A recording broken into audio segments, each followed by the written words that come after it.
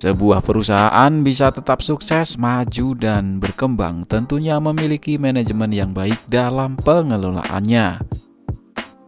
Dengan manajemen yang baik, perusahaan otobis tentunya bisa menciptakan kondisi finansial perusahaan yang stabil dan berkecukupan, bisa mencetak SDM karyawan yang berkualitas, bisa menghadirkan pelayanan yang baik disertai tingkat kepercayaan yang tinggi dari masyarakat, selalu patuh pada peraturan yang berlaku seperti halnya perizinan, kelayakan armada, dapat menjamin keselamatan bagi penumpang, hingga memperlakukan penumpang dengan semestinya. Dan yang terakhir, bisa membuat perusahaannya menjadi lebih maju dan berkembang dengan kebijakan dan langkah strategi yang diterapkan. Nah, dari beberapa variabel tadi menjadi parameter atau tolak ukur kalau PO Bis punya manajemen yang baik. Kami telah melakukan riset dan analisa untuk merangkum daftar 5 perusahaan otobis dengan manajemen terbaik versi Ngulas Bis. Jika menurut versi kalian ada PO yang dirasa layak masuk dalam daftar ini tapi tidak masuk dalam daftar, boleh kalian tambahkan sendiri di kolom komentar ya. Oke, mari kita ulas bersama di Ngulas Bis.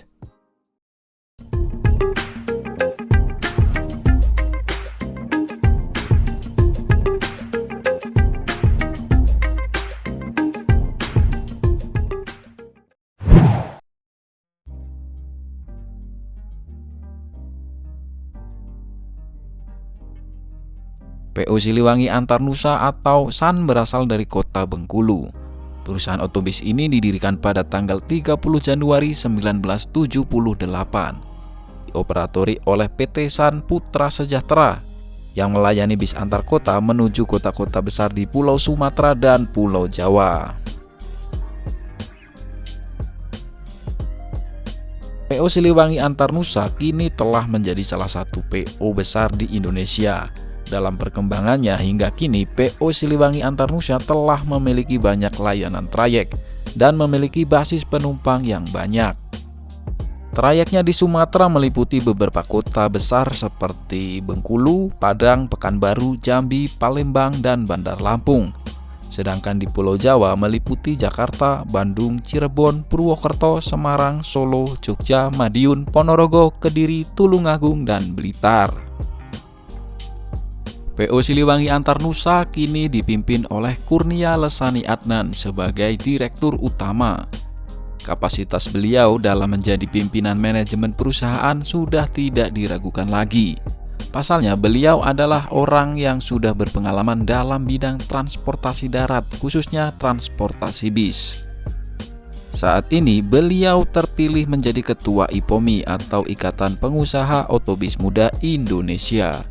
Selain itu, nama beliau juga tercantum dalam susunan pengurus dan personalia DPP Organda periode 2021-2026 sebagai Ketua Dewan Pengurus bersama dengan Teddy Kurniawan Rusli di Rut Sinarjaya. Sang pendiri PO Siliwangi Antarnusa, Bapak Haji Hasanuddin Adnan, juga tercantum sebagai anggota Dewan Pertimbangan bersama dengan Bapak Justinus Suroso, pendiri Rosalia Indah. Dibentuknya Organda sendiri bertujuan untuk membina dan mengembangkan kemampuan serta profesionalisme para anggotanya, yaitu pengusaha angkutan agar usaha angkutan di Indonesia kuat, efektif, efisien, inovatif, dan berdaya saing tinggi. PO Siliwangi Antarnusa sendiri dikenal sebagai PO yang selalu mengedepankan faktor keselamatan dan kenyamanan dalam perjalanannya. Dari situ, PO ini juga memiliki penilaian yang baik dari masyarakat. Permajaan armadanya juga selalu dilakukan tepat waktu. Nah, kalau dilihat dari beberapa parameter dan tolak ukur tadi, saya rasa PO Siliwangi Antarnusa masuk dalam daftar perusahaan otobis dengan manajemen terbaik.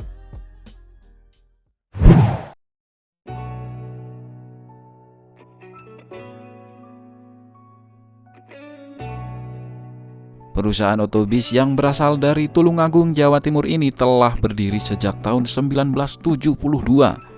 Didirikan oleh Bapak Harjaya Cahyana. Dalam perkembangannya hingga kini, Harapan Jaya telah menjadi salah satu perusahaan otobis terbesar di Indonesia dengan memiliki 2 divisi layanan yakni Bis Akap dan Bis AKDP.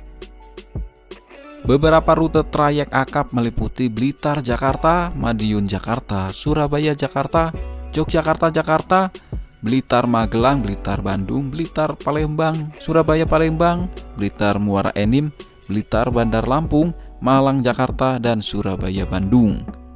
Sedangkan untuk rute AKDP meliputi Tulungagung Kertosono Surabaya, Trenggalek Kertosono Surabaya, Blitar Pare Surabaya. Harapan Jaya juga memiliki usaha lain yang bergerak di bidang jasa ekspedisi pengiriman barang atau paket dengan nama HJEX.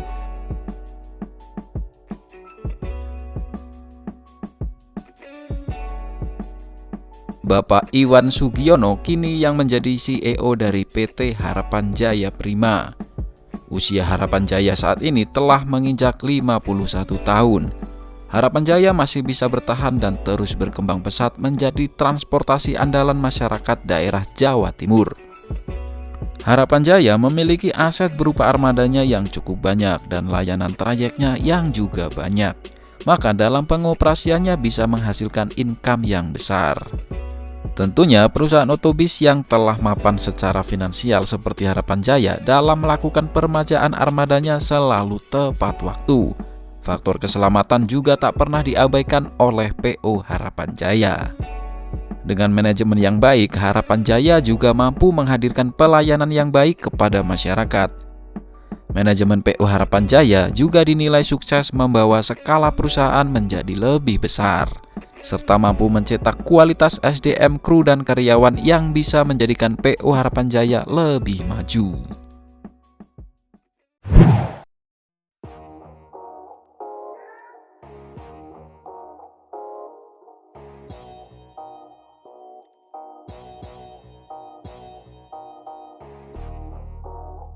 Sejarah PO ini bermula dari pendirian PO Gunung Harta Transport yang didirikan oleh Iwayan Sutika pada tahun 1993.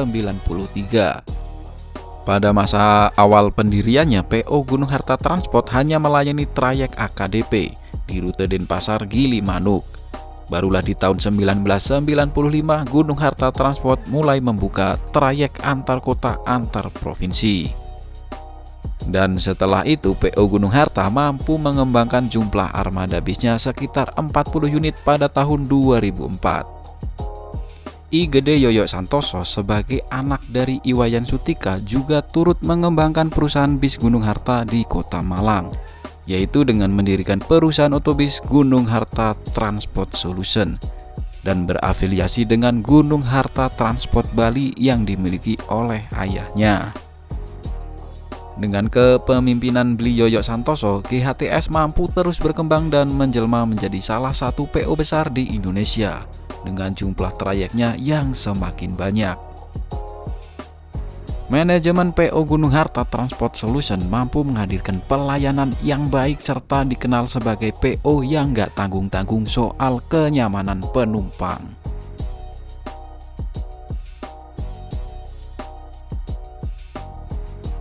Itu terbukti dari banyaknya unit armada di GHTS memakai armada dengan sasis premium yang tentunya sangatlah nyaman untuk penumpang yang berpergian dengan jarak tempuh yang jauh.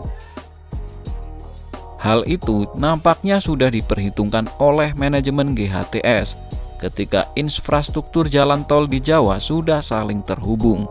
Maka transisi ke unit premium dirasa tepat untuk mendorong kualitas pelayanan yang menghadirkan kenyamanan.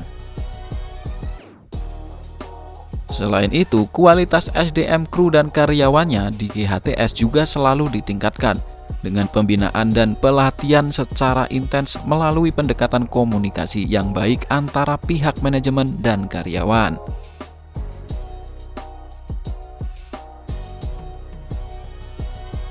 Kondisi keuangan GHTS tentunya sehat dan stabil.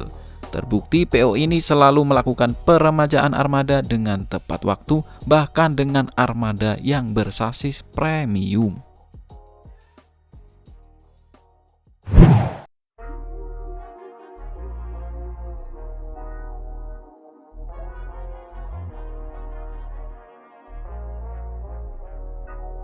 Perusahaan otobis yang satu ini saya rasa sudah tidak diragukan lagi untuk masuk dalam daftar ini. Bukti dari bagusnya manajemen PO Sinar Jaya adalah dengan masuknya nama Sinar Jaya dalam rekor muri Indonesia sebagai perusahaan otobis yang menerima penghargaan terbanyak dan berturut-turut. Capaian itu tentu didapat atas berbagai kebijakan yang diambil oleh manajemen PO Sinar Jaya. Mengingat kita perlu flashback ke era Sinar Jaya dulu di zaman Pantura, yang kita tahu semua seperti apa Sinar Jaya di zaman itu. Manajemen PO Sinar Jaya mampu merubah stigma dari yang dulu kita kenal sebagai PO bis banter dan ugal-ugalan kini menjadi PO bis yang aman, nyaman, dan terjangkau. Kini PO Sinar Jaya dipimpin oleh Teddy Kurniawan Rusli sebagai Direktur Utama, dengan Bapak Haji Rasidin Karyana sebagai salah satu pendiri PO Sinar Jaya, juga turut menjadi pimpinan manajemen perusahaan. Dalam perkembangannya hingga kini, Sinar Jaya telah memiliki banyak layanan trayek. Di Jawa Tengah, hampir semua kota di Jawa Tengah terdapat rute atau trayek dari Sinar Jaya, terkecuali untuk daerah Muria Raya. Sedangkan di Jawa Timur, trayeknya telah ada di Surabaya, Madura, Malang, dan Jember. Untuk Sumatera, yakni Lampung dan Palembang. Saya rasa trayeknya akan terus mengalami perluasan daerah. Mengingat ekspansi yang dilakukan oleh Sinar Jaya juga sudah diperhitungkan dengan matang oleh pihak manajemen.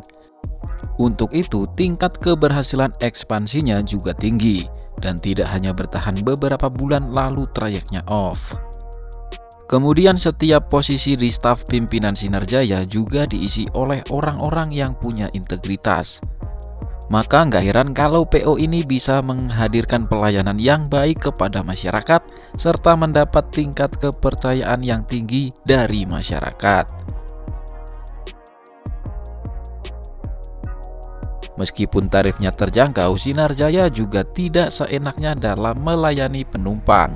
Sinar Jaya justru dikenal sebagai PO yang selalu bertanggung jawab pada penumpangnya.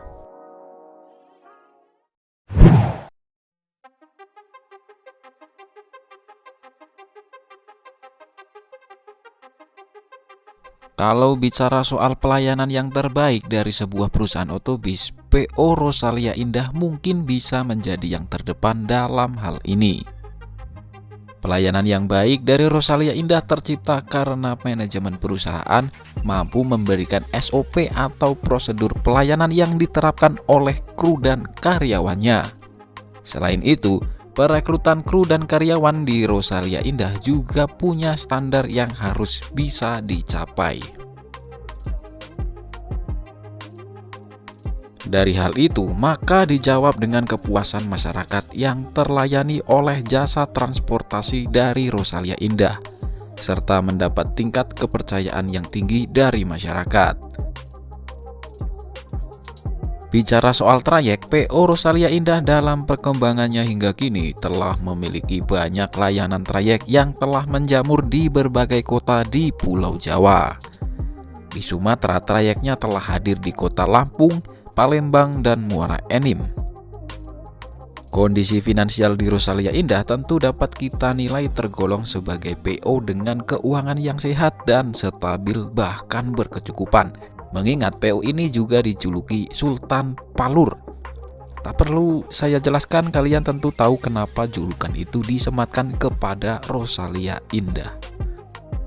Selain itu, manajemen Rosalia Indah juga bisa menaikkan value perusahaan, di mana PT Rosalia Indah Transport kini telah memiliki banyak aliansi usaha lain, seperti restoran, hotel, minimarket, jasa ekspedisi, SPBU, hingga pabrik air mineral. Rosalia Indah saat ini telah menjadi PO bis kenamaan di Indonesia dengan sederet penghargaan yang telah diraihnya. Itu menunjukkan bahwa manajemen PO Rosalia Indah memang benar-benar bagus.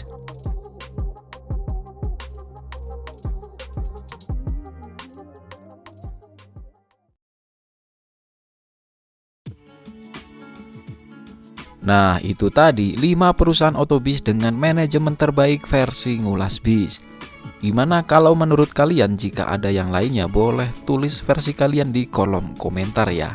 Dan sampai di sini dulu episode Ngulas Bis kali ini. Makasih buat yang udah nonton. Wassalamualaikum warahmatullahi wabarakatuh.